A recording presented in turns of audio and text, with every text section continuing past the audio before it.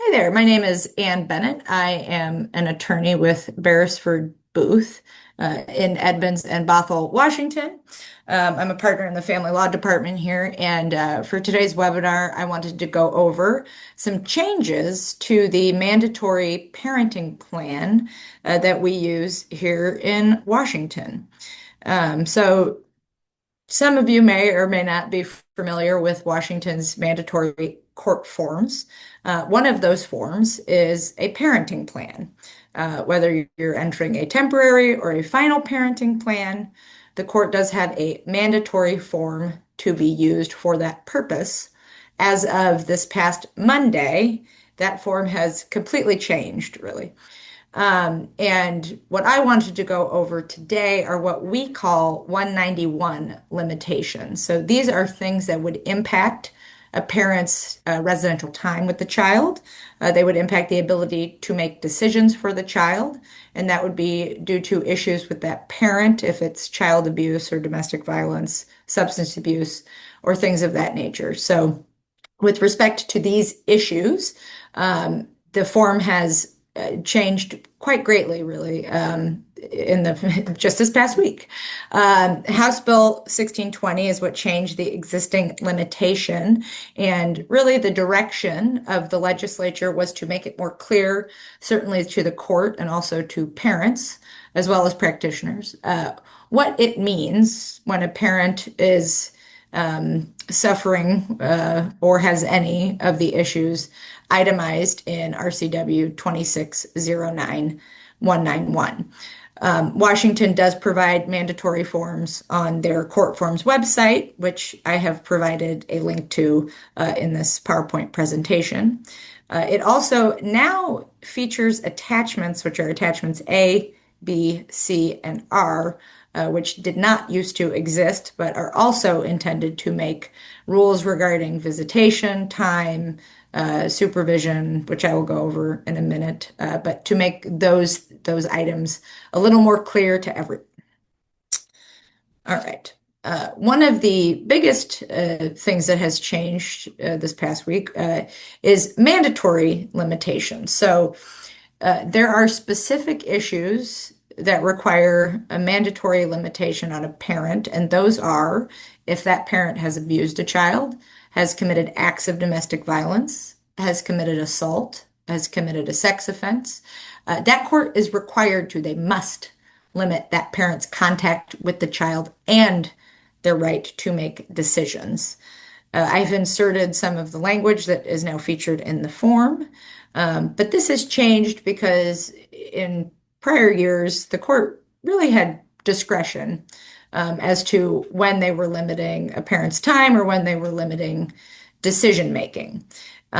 This also affects dispute resolution between the parents. So the court intervention would be required if there is a dispute, unless the court makes specific findings that dispute resolution would be appropriate. So really what this has done is put the onus on the judicial officer to really comprehensively think about what risk is posed by the limitation of the parent. So, for example, domestic violence. If there is a finding that a parent has committed domestic violence, the court does have to engage in an analysis as to why they would be rebutting this presumption if they're going to allow the court to have unfettered access to the child or make decisions for the child. There are other limitations called discretionary limitations. This would be in the prior mandatory is 3A. These would be 3B limitations. But if a parent has neglected a child, if they have emotional or physical problems, if they have substance abuse issues, a lack of emotional ties, if they have engaged in abusive use of conflict or withheld the child, if there is a finding that a parent has any of these problems, the court may limit that parent's contact with the child and right to make decisions. So they're not required to, they don't have to engage in the same sort of analysis if they're allowing unfettered access or allowing decision making. The court may limit, so they're not required to do that. One of the most significant changes, in my opinion, is the prioritization language. So, what this says is when reasons for mandatory limitations in 1A apply to a parent and discretionary limitations in 1B apply to another parent, the court must prioritize mandatory limitations when limiting the residential schedule, decision making, and dispute resolution. If the court is rebutting this presumption, they have to make detailed findings as to why they're doing that. And to provide an example of what this means, if parent A has a history of committing acts of domestic violence, that's a 1A mandatory limitation. If parent B has engaged in abusive use of conflict, that is a discretionary limitation. The court must prioritize mandatory limitations when limiting residential time, the ability to make decisions, and limiting dispute resolution. So the court would look at the history of engaging in acts of domestic violence, and the presumption is the restriction on time and the restriction on the ability to make decisions applies to that parent, over applying to the parent with discretionary limitations or the abusive use of conflict issues. Now, again, this is a presumption. In the past, the court simply had discretion to make this finding without any sort of analysis being done. But now, the legislature has made it clear that the judicial officer making this decision must make detailed findings if they are attempting to rebut this presumption. And so, what they have included now in their mandatory form is instead of the where it used to say no limitations despite reasons, it was basically blank because it didn't require anybody to make an analysis as to why there were no limitations, despite it seeming that there should be.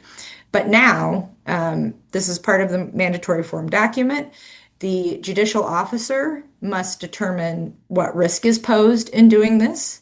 They must make a finding as to which parent has demonstrated that they can prioritize the child's needs, what parent has followed court orders or not, what parent has acknowledged that they have engaged in this behavior, what the likelihood is they'll avoid harm in the future, and whether they have complied with previously ordered treatment.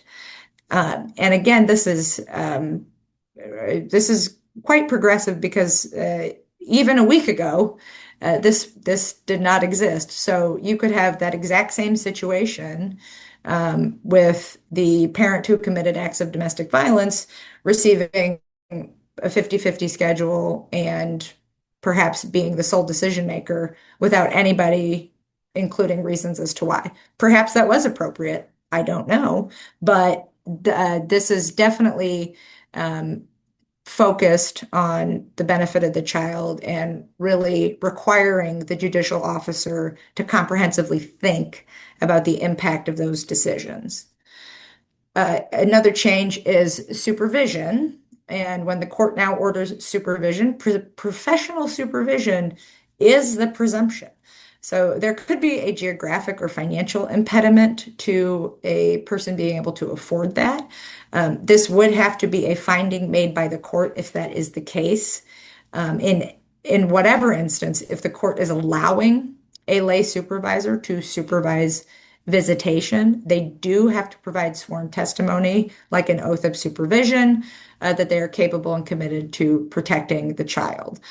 This is certainly different from the past, in which basically you'd have a commissioner or a judge ask, would your grandma be willing to supervise? And in the past, that was okay without any sort of investigation as to how appropriate it was for maybe a 90-year-old grandma who is not mobile to be supervising visitation. Attachment C also provides a list of supervised visitation rules, which is kind of a guidepost for parents who are doing supervised visitation to understand where exchanges happen, who is actually doing the supervision, what are the hours of the visitation, the rules for the supervisor in terms of whether they're, whether they're to remain eyesight, nearsight, and things of that nature. So it's a much more helpful tool than existed in the past. With respect to evaluations, if they are ordered, so for example, if a parent has an issue with substance abuse, or if they have engaged in acts or a history of engaging in acts of domestic violence, and an evaluation is ordered, it is now required that the other parent be a collateral. This was also not true in the past, meaning a lot of these evaluations were based on self-reporting. So if a parent had an issue with alcohol abuse, they went to a substance abuse evaluator. And if they didn't think they had a problem, then that is what they would tell the evaluator. They would likely embellish, acts in the past that might have been guided by imbibement. And that is what the evaluator used, a self-report, to determine whether this parent really did have an issue with substance abuse. The other parent being a required collateral it was always important, but certainly now that it's memorialized in the mandatory form, it's not to disparage the other parent, it's to provide accurate assessment of issues that the other parent has potentially been found to have, and the impact that it had on that person. If there is a failure to provide collateral input, now you have to include details as to what attempts were made to obtain input from that other parent past, but is likely going to be imperative to have accurate evaluations for whatever issues that parent is found to potentially have. Um, these are just some of the changes that have been made to the mandatory form. Again, it's pretty substantial in terms of the impact that it would have. If anybody has questions, you can certainly access this PowerPoint I will make available. There are other changes as well to the mandatory form document. I'd be happy to review that with anybody, but those were just some of the things I think will be the most impactful and I thought were the most interesting from this new change. Thank you.